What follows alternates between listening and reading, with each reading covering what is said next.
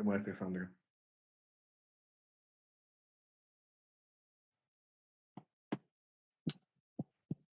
Adelante, Sandra, prende su micrófono.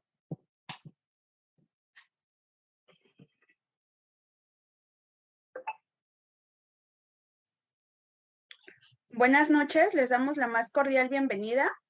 El día de hoy pues estamos conmemorando el Día Mundial de las Cardiopatías Congénitas. Justamente pues nos toca conmemorar precisamente el día de hoy. Y pues para eso tenemos una invitada muy especial. Ella es la licenciada Gabriela Masí. Ella es licenciada en Enfermería y Obstetricia por la Escuela del Instituto Nacional de Cardiología Ignacio Chávez. También tiene un diplomado en Enfermería Cardiovascular del Adulto y Pediatría. También es miembro y socio activo de la Asociación Mexicana de Enfermeras Especializadas en Medicina Crítica y Terapia Intensiva. Es enfermera especialista cardiovascular por el Instituto Nacional de Cardiología, con 12 años de experiencia en terapia intensiva postquirúrgica y 7 años en cardiopediatría. Muchísimas gracias, maestra Gaby, por aceptar la invitación a este webinar, y pues ella nos va a hablar de la valoración cardiológica al recién nacido. Adelante, maestra. Hola, buenas noches a todos. Gracias por estar aquí en este día tan especial para todos, celebrando el Día Internacional de las Cardiopatías Congénitas y además el Día de San Valentín. Así es que espero ser breve y terminemos pronto para que se vayan a seguir festejando. Gracias a la asociación por haberme invitado a platicarles un poco de a lo que me dedico actualmente. Voy a comenzar platicándoles sobre la valoración cardiológica del recién nacido. Como ya me presentó Sandy, pertenezco al Instituto Nacional de Cardiología y ahora me encuentro actualmente en la terapia intensiva postquirúrgica del Instituto Nacional de Cardiología.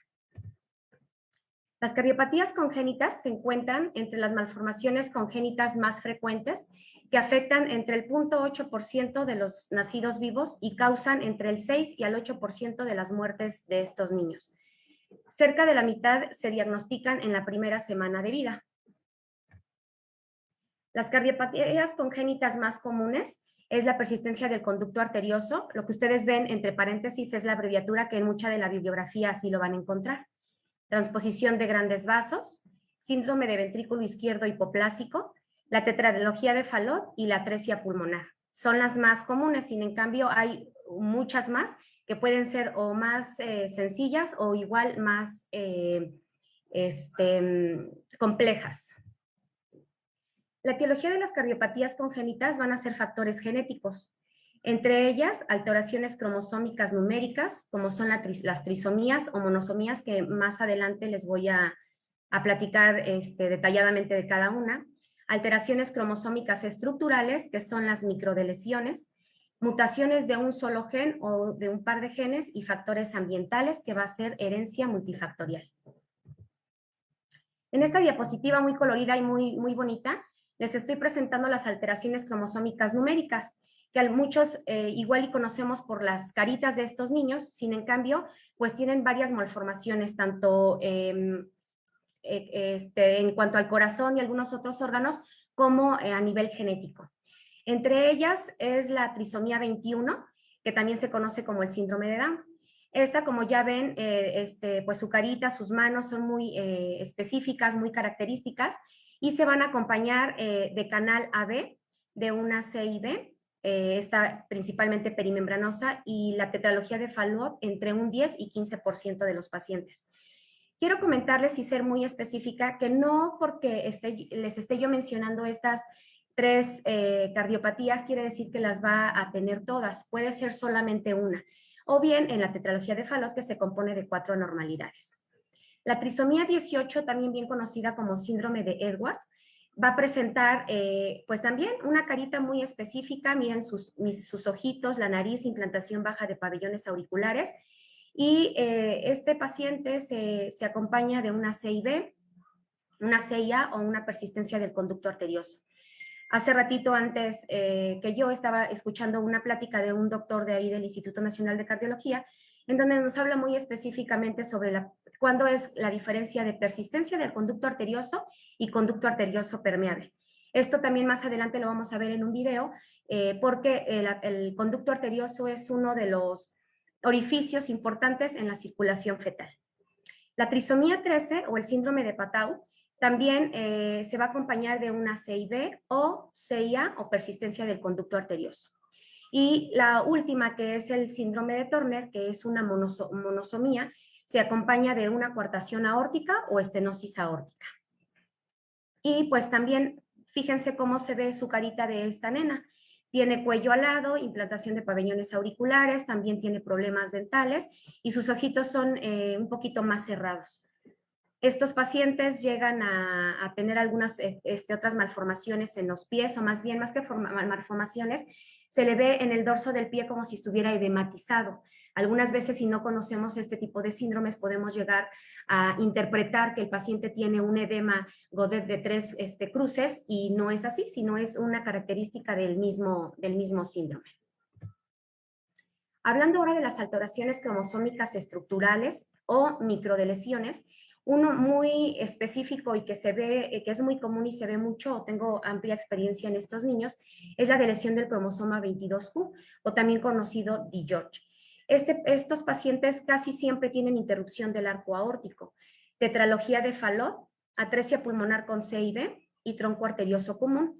Estos pacientes también sus ojitos son diferentes a los de los demás niños, tienen implantación baja de pabellones auriculares, la naricita la tienen como picuda, y lo que más me causa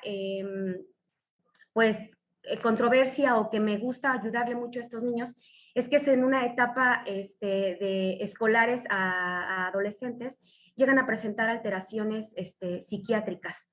Ajá, ya sé que ahorita estamos hablando de neonatos, pero para que lo sepan, que finalmente un niño pequeño que en ese momento no puede tener o no expresa esa alteración psiquiátrica, pues llegando a una etapa de escolar o adolescente lo llegan a presentar. Y la última microdeleción son las deleciones de 4P y 9P, que no me ha tocado verlas, pero también tengo que mencionarles que presentan comunicación interventricular, estenosis pulmonar, comunicación interauricular y persistencia del conducto arterioso.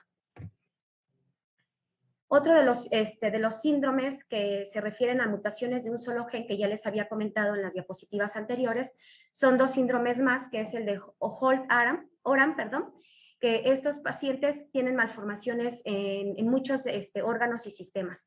Aquí una de las características, pues vean sus manitas, cómo tiene el dedo pulgar con solamente una falange, y pareciera que tiene un espacio mayor aquí como para que tuviera un dedo más. Estos pacientes llegan a presentar comunicación interauricular, trastorno de la conducción, CIB y defectos de la tabicación. Estos pacientes se llegan a detectar desde que son recién nacidos por las malformaciones que ya les comentaba, y pues si se le da una atención oportuna, obviamente se le da un tratamiento también que a veces puede ser o debe ser paliativo y después el correctivo. Y el último síndrome es el de Noonan. Estos pacientes son también muy característicos, tienen un cuello más largo, ancho, tienen abundante cabello y se acompañan de estenosis pulmonar. Es el único síndrome que llega a presentar solamente esta cardiopatía, que es la estenosis pulmonar. Hablándoles un poco más sobre la mortalidad secundaria a cardiopatías congénitas en México, solamente me voy a enfocar en menores de 1 año por la plática que está dirigida a los neonatos, en donde en 1990 ocupaba el 6º lugar las cardiopatías congénitas en muerte, en el 2002 el 4º lugar y en el 2005 el 2º lugar. Cada vez nos estamos acercando a tener una mayor mortalidad en estos pequeños. ¿Pero qué es una cardiopatía congénita? Va a ser una alteración del corazón y los grandes vasos que se originan antes del nacimiento. Se va a originar en el desarrollo del feto en los primeros días del desarrollo del feto, debido a un desarrollo defectuoso del embrión durante el embarazo. Y puede ser estructural, funcional o eléctrica. A veces se acompaña de estructural y funcional, y eléctrica, aunque no se puede considerar en ese momento eléctrica, por las cardiopatías que tienen los pacientes, llegan a tener una alteración o una afección eléctrica en un tratamiento paliativo o correctivo más adelante. Hablándoles ahora sobre el desarrollo del corazón embrionario para que veamos desde qué fechas de que la mamá se entera de que está embarazada. El desarrollo se va a hacer entre el 15 y el 18º día de gestación. Para el día 21 y hasta el día 23, la gestación ya posee actividad contráctil del tubo cardíaco primitivo. Pero a partir del día 28 ya se desarrollaron las cámaras cardíacas y se va a llevar a cabo la separación de venas y arterias. Y el resto del embarazo, de las semanas o de los días, ya nada más se va a dedicar a crecer tanto obviamente todo el producto como el corazón, los aparatos y los sistemas.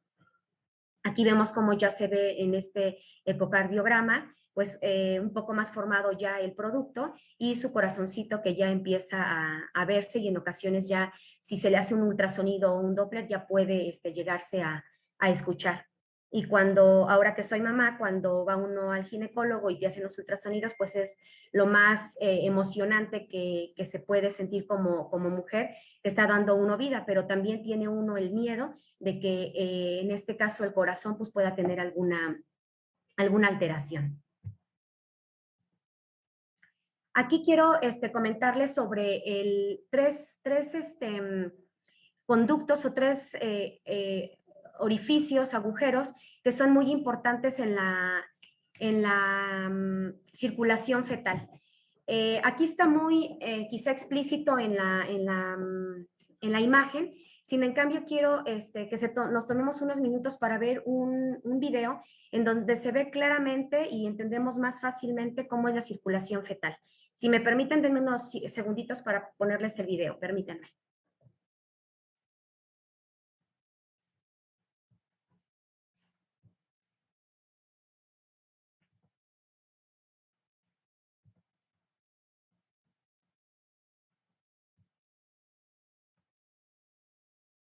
Vamos a verlo.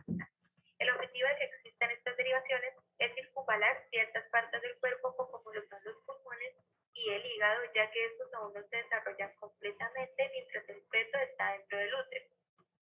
Las derivaciones que circunvalan los pulmones se llaman forámenes ovales. Estos se encargan de transportar la sangre desde la aurícula derecha del corazón hasta la aurícula izquierda. Y otra es el ductus venoso, que es encargado de transportar la sangre desde las arterias pulmonares hasta la aorta. También debemos saber que el oxígeno y los nutrientes de la sangre de la madre se transfieren al feto mediante la placenta. La sangre que está enriquecida fluye a través de fosas umbilicales hasta el hígado.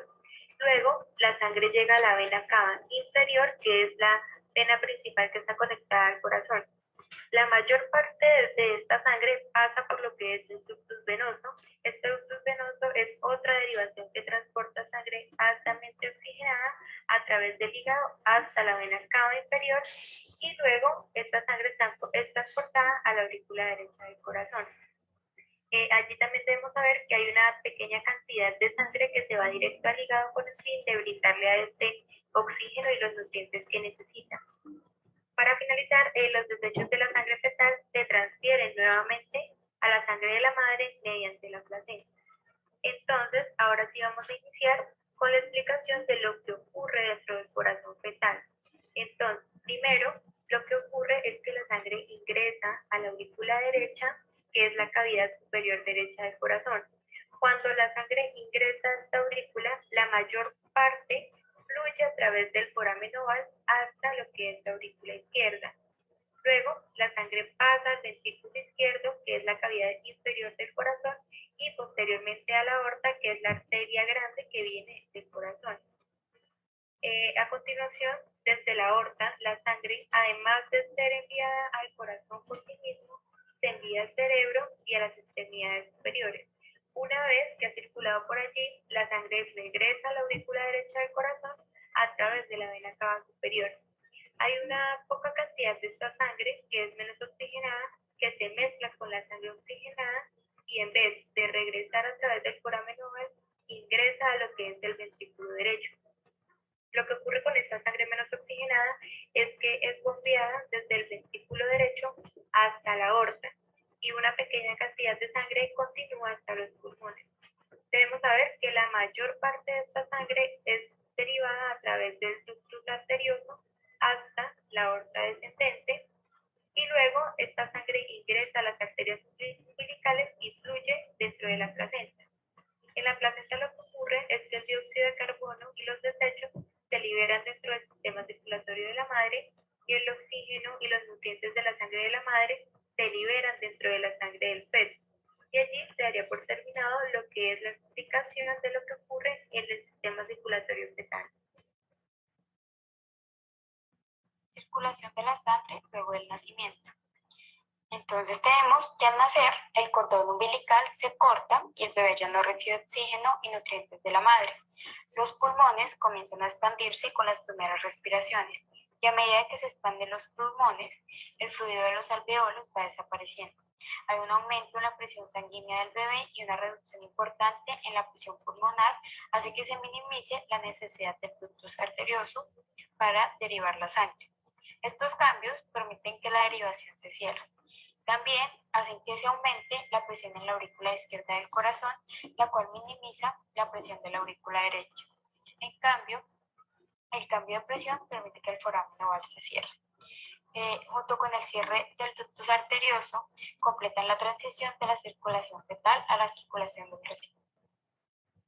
Como ven, el video está muy interesante, muy completo y por eso me atreví a ponerlo, ya que está muy explícito y quizá los que están comenzando a tratar o tener a los pacientes con cardiopatías congénitas, pues tengamos esa destreza de estar imaginando, teniendo al paciente en nuestras manos e imaginando lo que puede tener, ya que cuando tenemos o nos dicen te toca tal paciente, pues ya sabemos un poco de su historia, de lo que tiene, el diagnóstico, y entonces ahí podemos ya empezar a jerarquizar nuestras necesidades. Entonces, como para recapitular, los cambios que se realizan en la circulación una vez que nace el paciente, es que se va a cerrar el foramen oval, el ductus venoso y el conducto arterioso, que son unos orificios muy importantes en la circulación fetal. Espero no haberlos confundido un poco más, si no, al final vamos a tener un tiempo para preguntas. Bueno, ¿y en dónde ahora, por dónde empiezo? ¿Cómo le hago, no? Les decía que finalmente lo que necesitamos o lo que estamos haciendo con este tipo de charlas es enseñarnos, capacitarnos para dar la atención oportuna y la mejor atención para el paciente. ¿Qué quisiéramos nosotros? Que a pesar de que fuera un paciente con una cardiopatía congénita, que puede ser compleja o muy sencilla, pues lo tengamos así, que se deje auscultar, que se deje revisar, que se deje valorar y que no dé más pauta a que sea una urgencia, pero no. Realmente nuestros escenarios son así. Ya tenemos el paciente neonato aquí, puede estar sedado, puede estar despierto. Seguramente este paciente ya tiene una vía aérea porque llegan a tener alteraciones en la respiración. Vemos que ya tiene un catéter también instalado, en donde puede tener ya medicamentos inotrópicos o algún medicamento que le ayude pues para la contracción, para la presión, para mantener el gasto cardíaco, sus constantes vitales dentro de lo normal. Le estamos poniendo un brazalete para la toma de supresión de signos vitales. Tenemos que verlo al paciente como un todo. Sí, estamos viendo la valoración cardiológica, pero eso nos va a englobar a una persona con muchas necesidades y muchas alteraciones, ¿no? Además, es un niño que estaba acostumbrado a tener todo por medio de la circulación fetal, que todo le pasaba a la mamá. Ahora que él tiene que respirar por sí solo, pues es en donde se altera todas sus constantes vitales. Esto lo pueden llegar a presentar en las primeras 24 horas o bien puede ser un poquito más tardado hasta los 7 días cuando ya presentan alguna manifestación.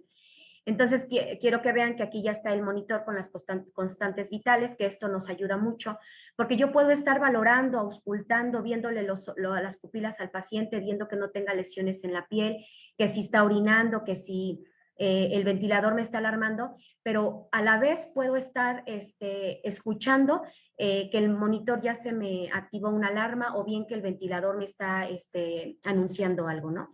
Entonces, tengo mis ojos viendo al paciente, pero los oídos bien atentos para detectar alguna otra situación que se presente en la unidad del paciente. Como vemos en esta imagen, el paciente neonato pierde temperatura muy fácil. Entonces, es por eso que lo tenemos en una cuna radiante. En esta imagen no se llega a ver porque le cubrí por protección de identidad del paciente, pues su carita y su identificación. Pero en ocasiones les llegamos a poner unos gorritos porque la mayor cantidad de temperatura la pierden por la cabeza.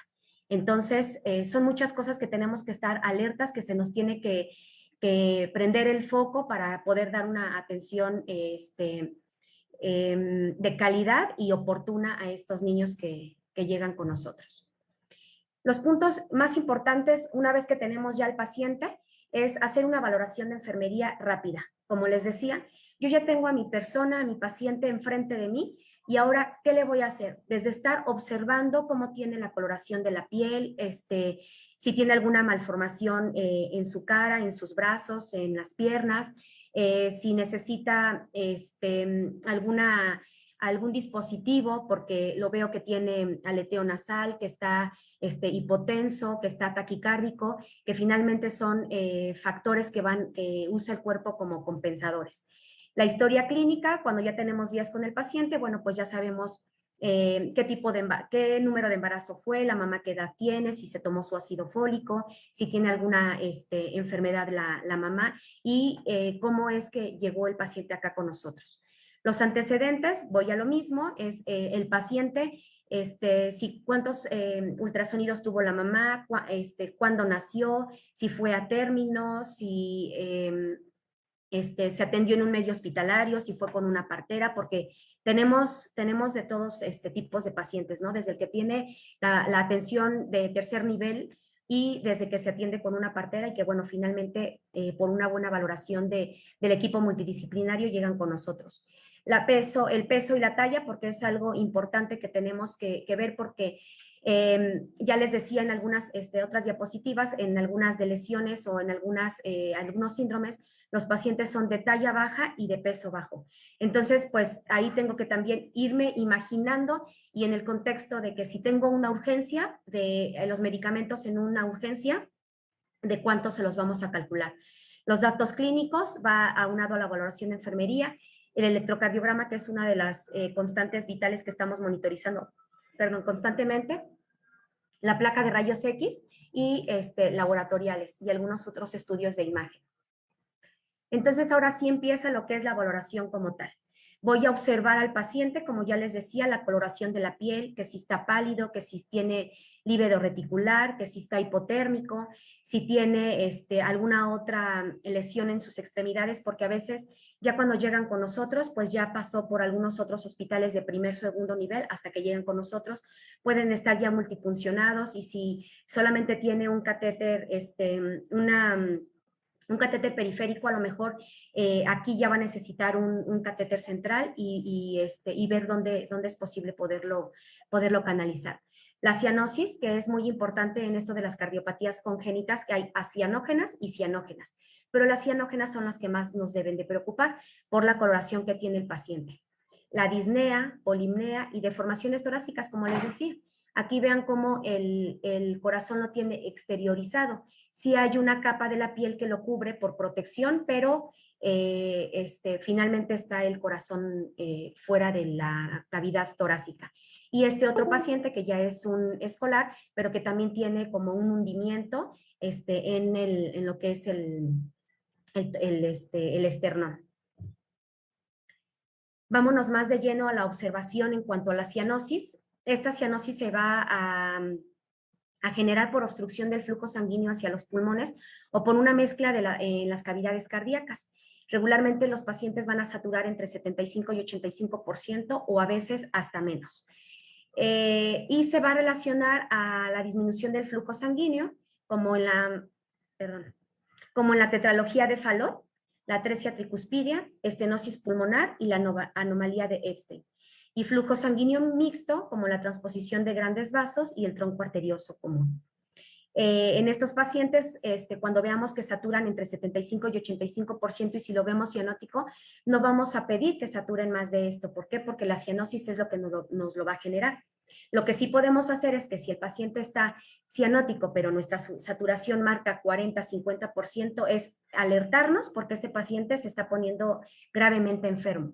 Entonces ahí se da una jerarquización de necesidades para el paciente y se da aviso al equipo multidisciplinario, al médico, a la jefe de enfermeras, porque a lo mejor se necesita una sala de hemodinámica o a lo mejor ya directamente al quirófano para poder darle la atención más oportuna a este pequeño.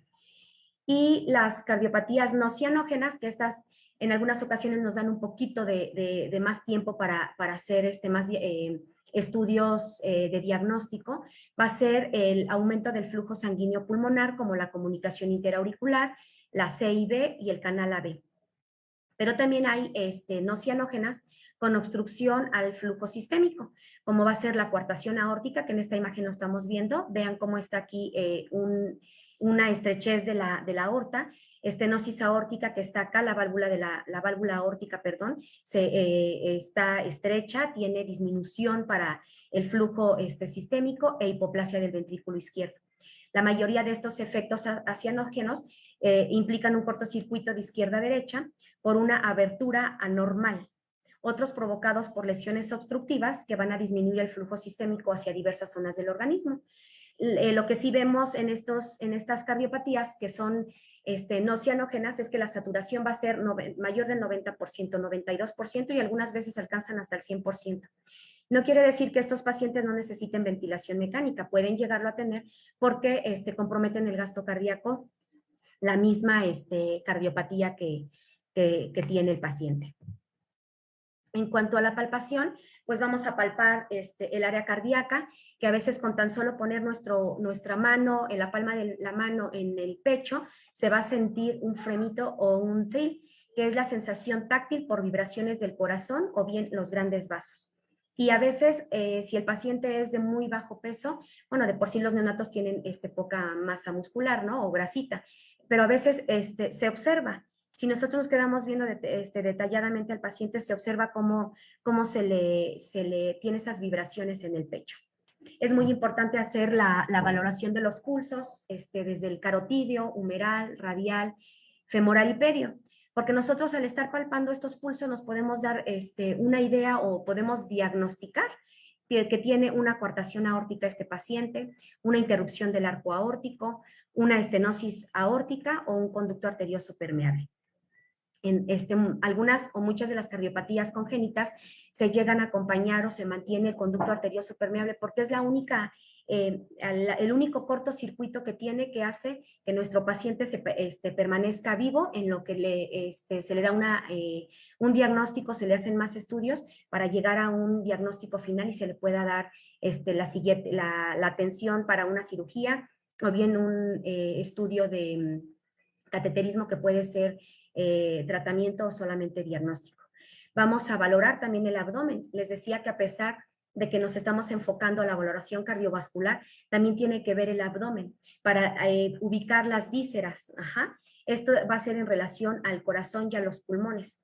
El tiempo es muy corto para yo poderles hablar sobre la relación que tiene sobre las demás vísceras, pero es un tema muy importante que más adelante igual y podemos abordar.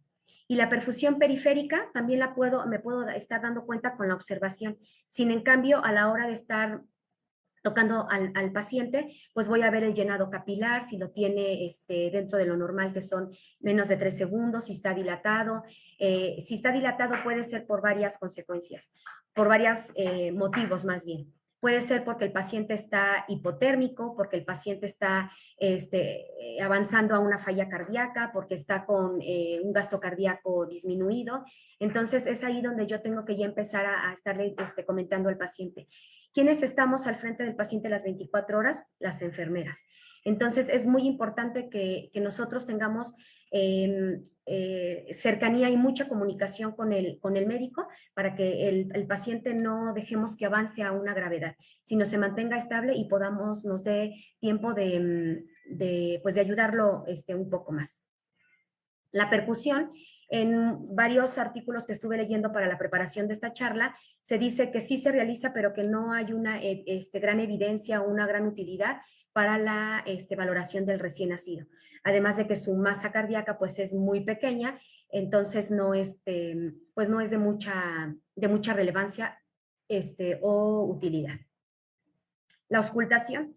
Aquí este tema o esta parte me gusta mucho, pero también considero difícil cuando estamos iniciando. En el Instituto Nacional de Cardiología, donde estoy adscrita, ahora el instituto es un hospital escuela, entonces tenemos desde estudiantes de segundo, tercer grado de la licenciatura hasta especialistas tanto de terapia intensiva como enfermeros cardiovasculares. Entonces tenemos que educar, que sensibilizar nuestro oído para detectarlos. En primera, como les decía al principio de la charla, ¿qué más quisiéramos que tuviéramos un paciente que nos deje explorarlo de manera fácil y que no llore porque entonces ya no puedo escuchar bien el soplo, o que no esté manoteando porque me mueve el estetoscopio, ¿no? Pero no, los escenarios son completamente diferentes al que tenemos aquí en la pantalla. Entonces, tenemos que tener un estetoscopio adecuado. Sí hay un estetoscopio en donde tiene campana pediátrica y de adulto, pero si estamos en el área neonatal, estaría de lujo tener un estetoscopio neonatal. Que el paciente no esté llorando. Si es posible, si está estable el paciente, podemos darle una toma de fórmula o que bien que la mamá lo amamante para que el paciente esté tranquilo y nos permita seguirlo valorando. Tiene que estar en decúbito el paciente, valorar y saber los ruidos cardíacos y los soplos. En la auscultación de los ruidos cardíacos, bueno, pues se van a componer de 4 más los accesorios. El primer ruido nos va a hablar o nos da una idea de que va a tener una alteración en el cierre de la válvula mitral y otro tricuspidia. El segundo ruido va a ser el cierre de la válvula aórtica y pulmonar, y entonces podemos estar relacionándolo a una CIA. El tercer ruido, o bien llamado también como galope, nos va a reflejar el final del llenado ventricular rápido.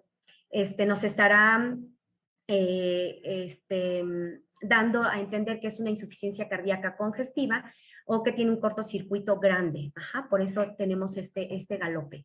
El cuarto ruido va a ser una contracción, una alteración en la contracción auricular, y lo vamos a ver en alteraciones del llenado ventricular. Y por último, los ruidos accesorios, que siempre que escuchemos un ruido más, es igual a una cardiopatía. No podemos decir todavía si es cianógena o cianógena, esto no lo va a dar la coloración del paciente, pero es igual un ruido accesorio a una cardiopatía congénita. Ahora, hablando sobre ya los soplos, ¿dónde los vamos a auscultar? Vamos a tener uno del lado derecho y 2 del lado izquierdo. Entonces, el foco aórtico, como lo ven aquí en la imagen, va a estar en el en el lado derecho, en el segundo espacio intercostal, borde paraesternal del lado derecho. Aquí lo vemos en la imagen. El foco tricuspidio va a ser en la unión gifoesternal, o sea, por donde está el apéndice gifoides más o menos, y en otros artículos encontré que entre el quinto espacio intercostal, línea paraesternal izquierda. El foco mitral va a ser en el quinto espacio intercostal, línea medio clavicular del lado izquierdo, está hasta acá, casi cerca de la punta del corazón, y el pulmonar en el segundo espacio intercostal, línea paraesternal del lado izquierdo. Es muy importante. Bueno, aquí la imagen es un adulto, pero en un neonato, en un paciente recién nacido, pues imagínense su tórax qué pequeño es. Entonces, si lo queremos auscultar con un estetoscopio del adulto, pues nos vamos a confundir entre uno y otro. Entonces, es mejor tener nuestro material de acuerdo a la edad del paciente. Hablando de los soplos, sí es un punto muy extenso. Sin en cambio, lo que quería poner aquí en esta misma diapositiva, pero iba a estar muy cargada. Entonces, quiero que sepan con esta diapositiva las características de los soplos, tanto la localización en el ciclo cardíaco, su intensidad, localización en el tórax, que tiene que ver mucho con con la diapositiva anterior, duración y morfología y los tipos. Esto de los tipos lo vamos a ver muy, tenemos que sensibilizar mucho el oído porque son muchos los soplos que que existen y que vamos a ir nosotros adecuando nuestro oído. En cuanto a la localización, va a ser el soplo sistólico, diastólico o continuos. En cuanto a la intensidad, va a ser desde grado 1/4 hasta 4/4. Y el de 1/4 es muy difícil de escuchar. El de 2/4 se oye con el estetoscopio. El de 3/4 va a ser fácil de escuchar y es intenso. Y el 4/4 se acompaña de femito o tril, que ya les comentaba que es esa vibración que genera los grandes vasos o las cavidades del corazón. Localización en el tórax es un poco repetitivo, el foco aórtico, el pulmonar, el mitral y el tricuspidio, que se va a escuchar los vamos a ubicar como en la diapositiva anterior. La duración va a ser según su extensión en sístole o diástole y la morfología va a ser aspecto dinámico e intensidad homogénea. Los soplos sistólicos se van a dividir en pansistólicos, eyectivos, protosistólicos y meso o telediastólicos. El parasistólico lo vamos a ver en las insuficiencias de válvulas auriculoventriculares y en la CIB, eyectivos en estenosis del tracto de salida de los ventrículos o en las válvulas pulmonar o aórtica.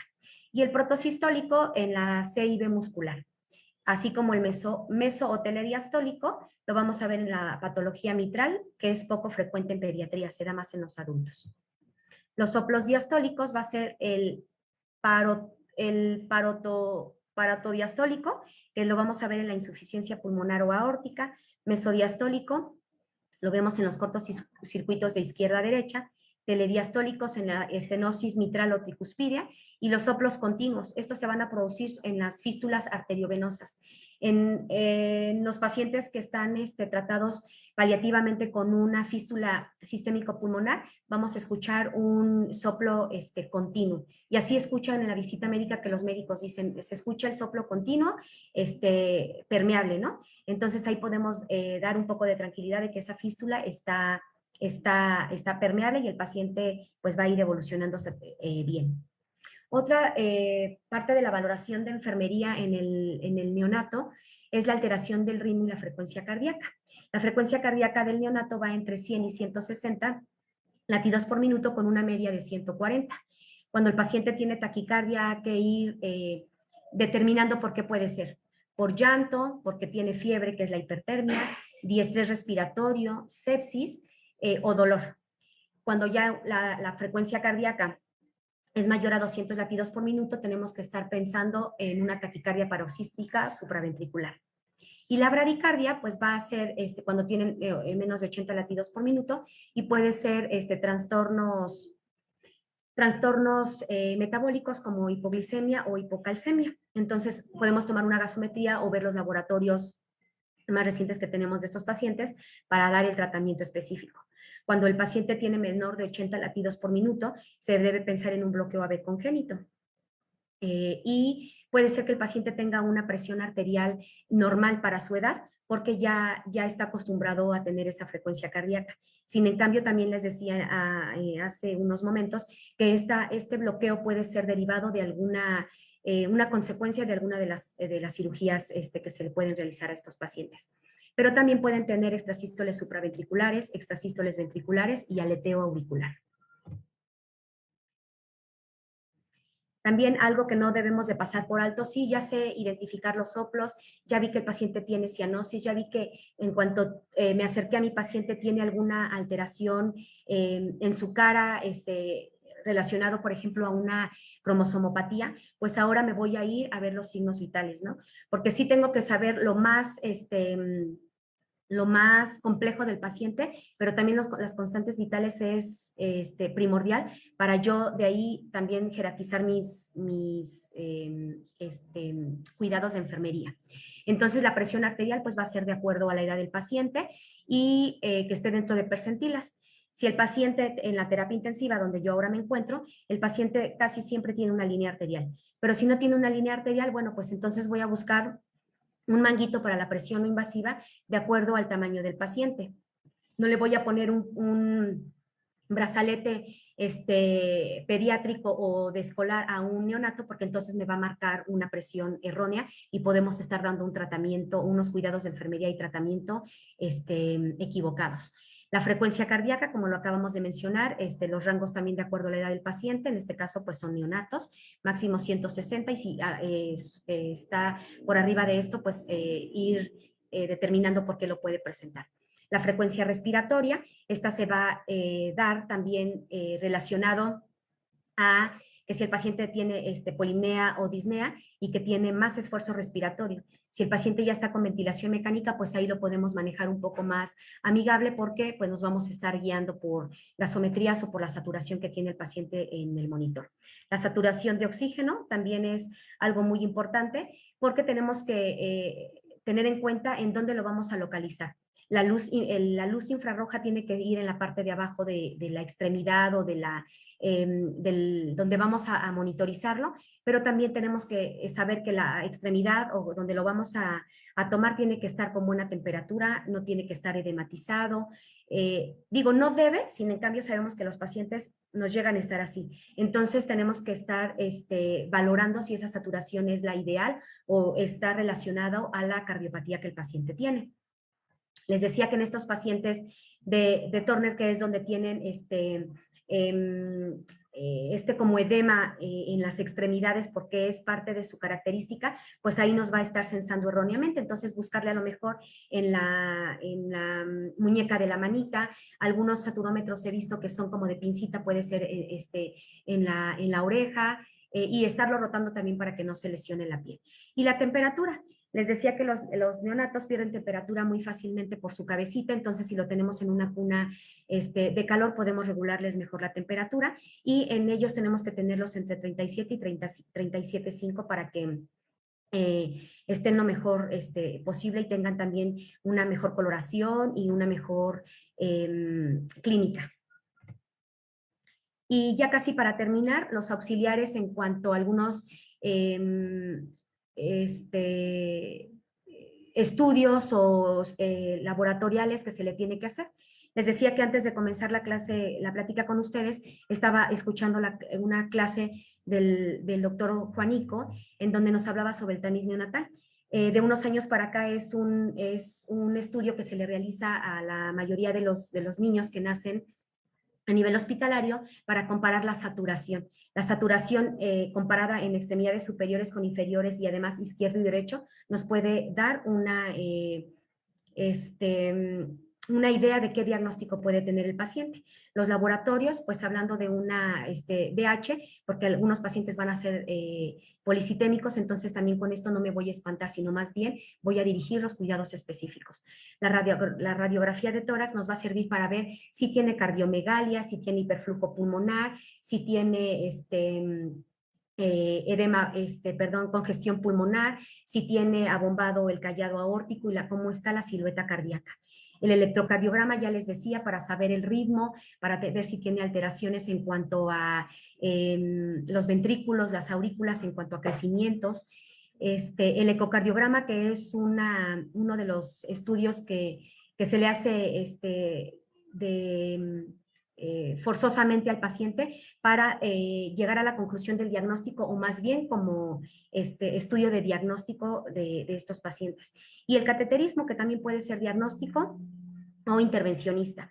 Hay muchos pacientes que con un cateterismo intervencionista puede mejorar su clínica, se deja que incremente un poco de peso o que ver cómo se comporta hacia este estudio de intervencionista, y puede crecer el paciente para prepararse este corazón y los demás órganos para una siguiente cirugía correctiva. Y nada más para recapitular o hacer mucho énfasis en cuanto a enfermería, el que nosotros podamos dar una atención de calidad y de específica al paciente, pues Pues lo vamos a hacer si tenemos el conocimiento. Les decía que en el instituto donde yo me encuentro ahora es un hospital escuela, entonces el estudiante siempre tiene mucha inquietud y están todo el tiempo preguntando. ¿Pero por qué van a preguntar? Porque ya tienen un conocimiento por lo menos teórico. A la práctica es de lo que nosotros como personal de enfermería y titular de cada paciente, pues vamos a explicarles y a enseñarles, ¿no? Una responsabilidad. La responsabilidad es de que está la vida de ese niño en mis manos, que sus papás confiaron en los médicos, en la ciencia y en el conocimiento de enfermería para poder salvarles en ocasiones la vida a estos niños. La habilidad para yo poder tomar a lo mejor una gasometría, para tomar el electrocardiograma, a veces los médicos están haciendo el eco y uno puede interactuar, estoy viendo el ventrículo izquierdo, tal válvula, oiga doctor, veo que está dilatado, que tiene ahí una obstrucción, entonces eso también es tener empatía y participación con el equipo multidisciplinario. Y como les decía, compartir el conocimiento. No hay mayor riqueza en cuanto a enfermería que el compartir el conocimiento, ya sea con otro profesional de la salud o con las mismas enfermeras. A veces está la nutrióloga valorando al paciente y le puedes decir, ¿sabes qué? Ahorita no es el momento de que lo valores porque está muy inestable el paciente. A veces el tan solo levantarle la piernita donde tiene la línea arterial, el paciente se inestabiliza. Entonces es tener ahí el compartir el conocimiento con el demás personal y como ahorita ustedes lo están haciendo muy bien, la educación continua. Si nosotros no estamos constantemente tomando cursos, leyendo, pues entonces el conocimiento se queda estancado y la atención al paciente pues se ve mermada porque no tenemos una actualización o los conocimientos específicos y bien plantados. Ajá. Y pues esta es una de las bibliografías que consulté para esta plática y sin más por el momento, les doy las gracias por tener esa atención hacia conmigo y que se hayan tomado unos minutos de este día del amor y la amistad y el Día Internacional de las Cardiopatías para compartir el conocimiento con ustedes. Muchas gracias.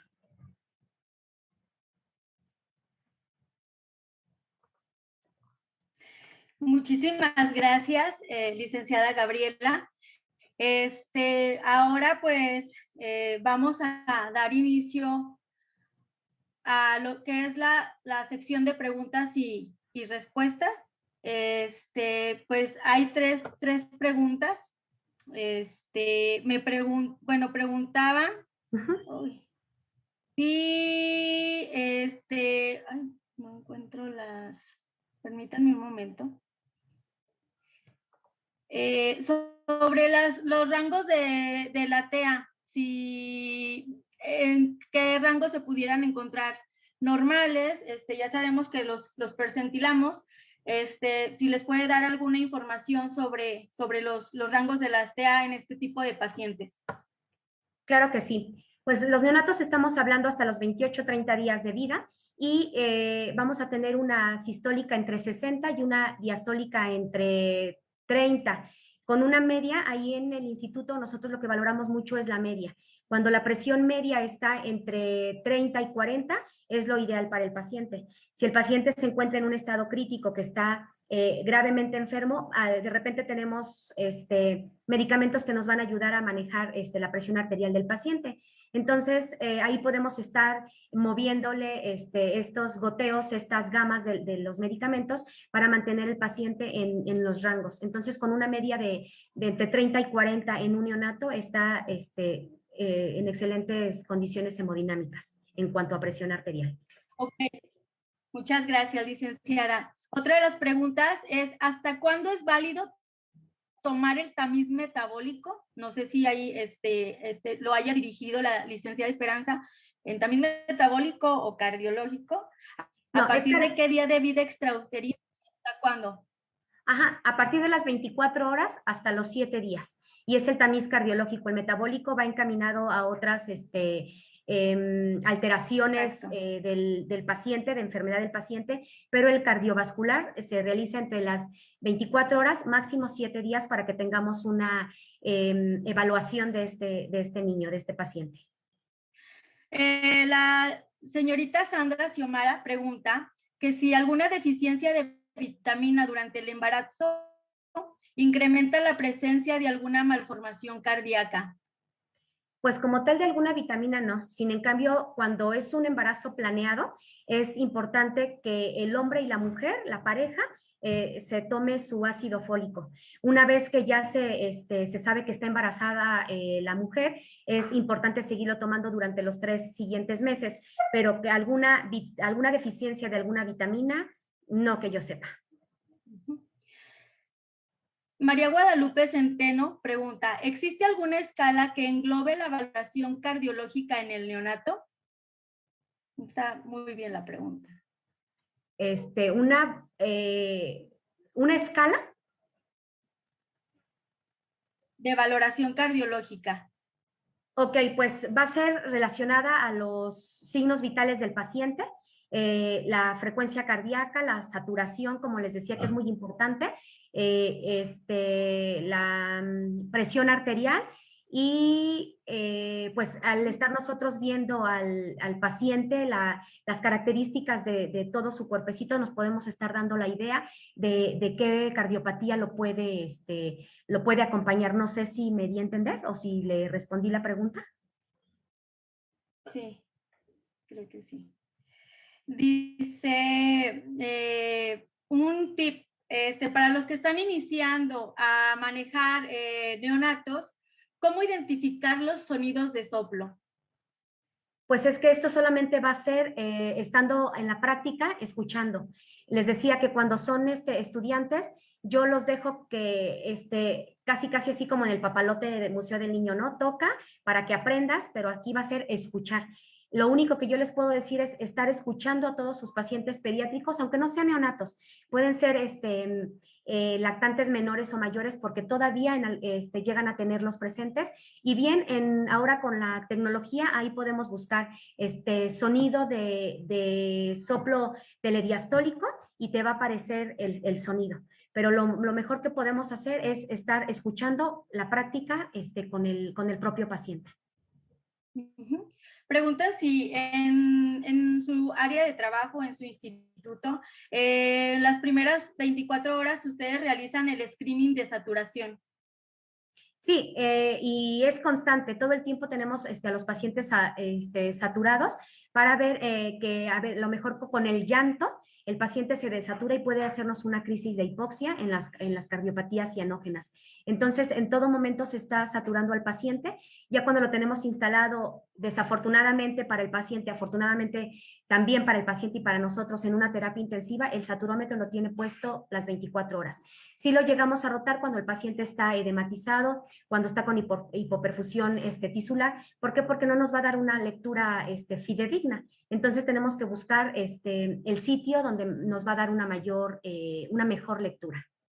Ok. Y pues ya para terminar, preguntan, ¿cuáles son las cardiopatías más frecuentes aquí en nuestro país? ¿Más qué, perdón? Más frecuentes aquí en nuestro país. Perfecto, como lo decía en la diapositiva, si no mal recuerdo, creo que era la segunda o la tercera, el conducto arterioso persistente, la estenosis aórtica, la coartación aórtica y la transposición de grandes vasos.